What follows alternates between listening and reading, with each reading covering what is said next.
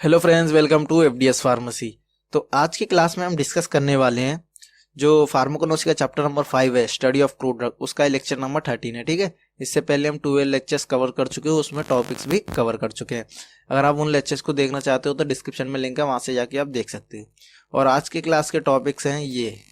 पहले हम देंगे एंटीसेप्टिक और डिसइंफेक्टेंट और उनके जो एग्जाम्पल हैं ड्रग के, जैसे बेंजोइन हो गया, मायर हो गए, नीम हो गया, टर्मिक हो गए, इन सारी चीज़ों को हम डिटेल में स्टडी करेंगे। ठीक है, अगर आप इसकी पीडीएफ नोट डाउनलोड करना चाहते हो तो हमारी वेबसाइट पर से कर सकते हो, fdspharmacy.in से।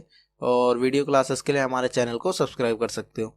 टेलीग्राम चैनल को जरूर ज्वाइन करें, वहाँ पे हम डेली अपडेट डालते रहते हैं, उससे क्या है आपकी एग्जाम की प्रैक्टिस अच्छे से हो जाएगी। ठीक है, तो चलिए आज की क्लास को अब हम स्टार्ट करते हैं। पहले देखते हैं हम एंटीसेप्टिक एंड डिसइंफेक्टेंट, यानी द टर्म एंटीसेप्टिक और used for those chemical agent, यानी ये ऐसे केमिकल एजेंट के लिए यूज किए जाते हैं जो that are used on the animals and living bodies, यानी जो लिविंग बॉडीज और एनिमल्स पे यूज किए जाते हैं। ठीक है, उन केमिकल एजेंट में ये एंटीसेप्टिक होते हैं। ठीक है, जैसे कि एग्जांपल ह्यूमन बॉडी टिश्यू में, प्लांट टिश्यू में, एक्सेट्रा। और the chemical agent used in the case of lifeless और इनएनिमेटेड ऑब्जेक्ट, यानी जो केमिकल यूज किया जा रहा है लाइफलेस या इनएनिमेटेड ऑब्जेक्ट के ऊपर, जैसे वर्किंग एरिया हो गया और डिश हो गई और बेंच हो गए, इनके ऊपर यूज करे जा रहे हैं तो उसे हम बोलेंगे डिसइंफेक्टेंट। ठीक है, यानी अगर कहीं आपके लग रही है तो एंटीसेप्टिक सबसे पहले मतलब क्लीन करने के लिए लेते हैं।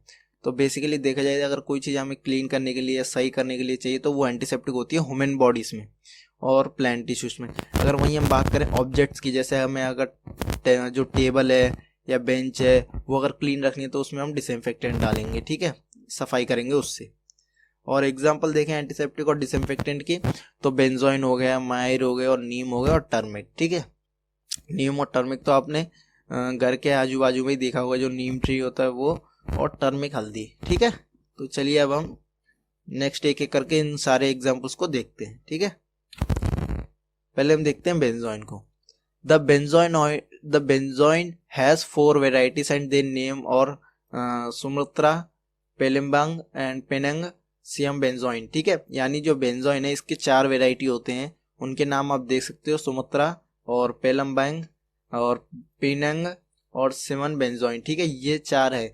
ये क्वेश्चन इन द ब्लैंक्स में भी पूछा जा सकता है या तो एमसीक्यू में भी पूछा जा सकता है कि इसमें से 3 दे दे और एक नहीं दे, तो आपको पूछ सकता है कि इनमें से बेंजोइन का जो वेराइटी है वो कौन सा नहीं है, तो आपको याद रखना होगा। ठीक है, दे और easily identify by the specific look, यानी ये इजीली आइडेंटिफाई हो जाता है स्पेसिफिक लुक की वजह से। ये देखिए, ठीक है, Sumatra and Penang and Siam benzoin और the 3 derivative which are derived from the 3 different plants, यानी ये तीनों जो बेंजोइन है ये 3 डेरिवेटिव्स हैं जो ड्राइव हुए हैं किसमें से, डिफरेंट डिफरेंट प्लांट्स में से। ठीक है, सिनोनिम्स की बात करें तो सुमित्रा बेंजोइन है और लोबेन। ठीक है, सिनोनिम्स की बात करें तो सुमित्रा बेंजोइन एंड लोबन, ये आपको जरूर याद रखना है, सिनोनिम इन द ब्लैंक से पूछा जा सकता है।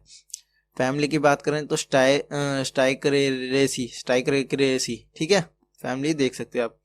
बायोलॉजिकल सोर्स की बात करें तो benzoin occur in 2 form, Sumitra and slam, यानी जो बेंजोइन है ये 2 फॉर्म में अक्कर होता है, एक हो गया सुमित्रा, एक हो गया स्लैम। ठीक है, the balsamic resin is derived from the styrax benzoin dry and, यानी जो बेल्सेमिक रेसाइन है वो ड्राइव होता है कहाँ से, स्टायरेक्स बेंजोइन ड्राई एंड से। ठीक है, और या तो स्टायरन पेरोलोनियंस भी बोल सकते हो, पेरिकिन्स। ठीक है, it may also have the balsamic resin obtained from the स्टाइनी टॉन्सिन्स, यानी ये जो स्टाइनी टॉन्सिन है इसमें से भी जो बेल्मिक रेसाइन है वो ऑब्टेन्ड होता है। ठीक है, केमिकल कॉन्स्टिट्यूशन की बात करें तो the major constitution of benzoin resin और कॉन्फ्लेन बेंजोनेट। ठीक है, यानी जो मेजर कॉन्स्टिट्यूशन है जो बेंजोइन रेसाइन का उस क्या है, कॉन्फ्लाई बेंजोइट। ठीक है, बेंजोइक एसिड हो गया, सिनेमिक एसिड हो गया, पी कैरमल सिनेमेट हो गए। ठीक है,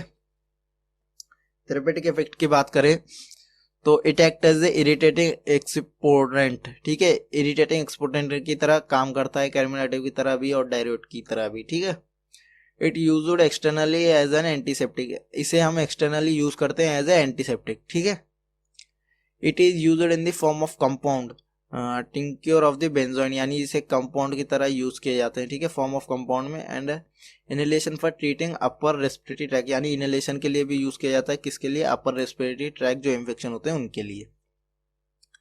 it is use to delay the rancidity of the fat and oil in the preparation of benzoate lard, ठीक है। ये तो हो गए किसके बारे में, बेंजोइन के बारे में, ठीक है। अब हम नेक्स्ट देखेंगे मायर के बारे में। मायर is A shape like resign, यानी ये शेप लाइक रिसाइन होता है, ये आप देख सकते हो, ठीक है। Which is obtain by making incision in the bark of tree, यानी ये कहाँ से ऑब्टेन होता है, obtain from making incision in the bark of tree, ठीक है। That belong to the member of commiphora species, यानी कोमनिफोरस जो स्पीसीज से बिलोंग करता है, ठीक है। सिनोनिम की बात करें तो गम, बोल, मायर बोल सकते हैं, ठीक है। फैमिली की बात करें तो बुरेसी, ठीक है, ब्रूसेरेसी है, ठीक है, ब्रूसेरेसी। और बायोलॉजिकल सोर्स देखे हैं तो मायर इज एन ओलियोगम रिसाइन, यानी जो ओलियोगम रिसाइन है obtain from the commiphora molmol, ठीक है। कहाँ से ऑब्टेन होता है, obtain from the commiphora molmol engler and also from the commiphora species से भी, ठीक है।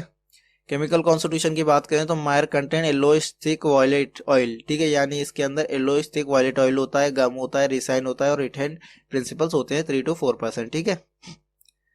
अब थेरेपेटिक एफिशिएंसी की बात करें तो it is used as the stimulate की तरह यूज करते हैं, एंटीसेप्टिक की तरह। It act as a protective agent की तरह ये काम करता है। It is astringent to mucous membrane, ये एस्टिजेंट की तरह भी काम करता है, कहाँ, म्यूकस मेम्ब्रेन में। Therefore it is tincture used in the mouth wash में भी यूज किया जाता है और गार्लिक्स में भी, ठीक है। ये क्या है, ये हो गया मायर, ठीक है। इनकी जो सारी चीजें सिनोनिम्स, फैमिली वगैरह, ये आपको जरूर याद रखनी है, ठीक है। नेक्स्ट हम देखें तो अब है हमारा नेक्स्ट नीम।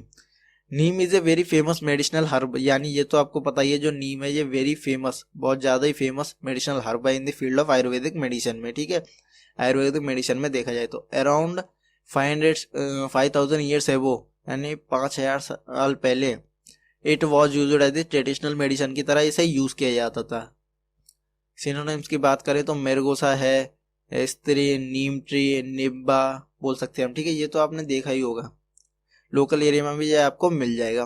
बायोलॉजिकल सोर्स की बात करें तो neem consist of all the aerial part of, ये मतलब जो नीम है ये कंसिस्ट करता है एरियल पार्ट किसके, एडिडाइट्रिक इंडिका के, ठीक है। फैमिली की बात करें तो मिलीलेसी है, ठीक है, मिलीलेसी।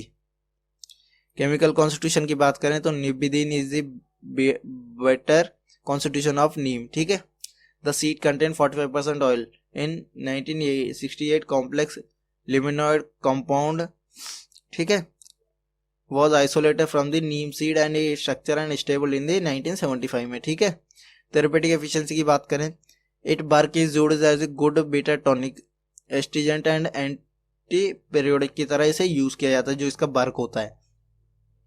It is used in the treating of malaria fever, यानी मलेरिया फीवर को भी ये ट्रीट करने में यूज होता है।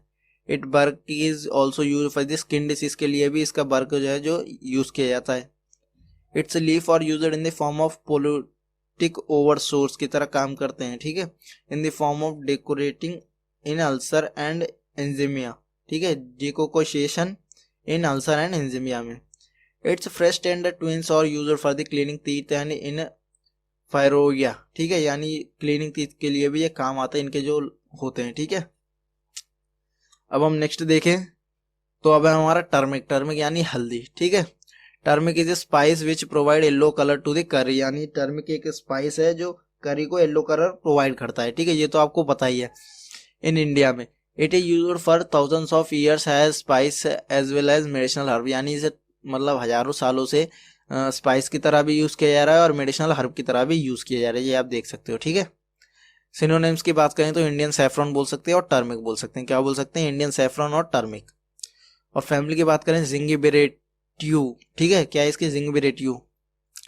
बायोलॉजिकल सोर्स की बात करें तो turmeric is the dried and fresh rhizome of the कोकोमोरा लोंगालिन, ठीक है। It should contain not less than 4% of volatile oil, इसमें less than 4% of volatile oil होता है, ठीक है। ये सारी चीज़ें भी इसमें प्रेजेंट होती हैं। केमिकल कॉन्स्टिट्यूशन की बात करें तो turmeric consist of volatile oil होता है इसमें, रिसाइन, जिंगोवेरेसिस, स्टार्च ग्रेन्स, ठीक है। और जो कुकुमनॉइड्स होते हैं ये होते हैं येलो कलर्ड सब्सटेंस, ठीक है।